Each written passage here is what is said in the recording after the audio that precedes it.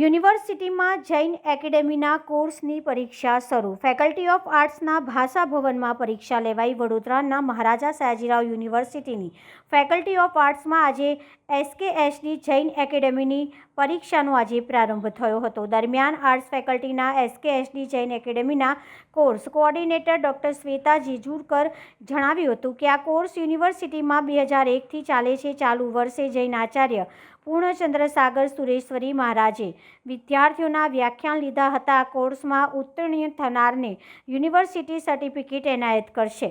દરમિયાનમાં જૈન અગ્રણી દીપક શાહે જણાવ્યું હતું કે આગામી દિવસોમાં એસકેએસડી જૈન એકેડેમી દ્વારા રાષ્ટ્રીય સેમિનાર જાન્યુઆરી મહિનામાં યોજાનાર છે, જેમાં દેશભરના વિદ્વાનો આવી પેપર પ્રેઝન્ટેશનને રજૂ કરાશે.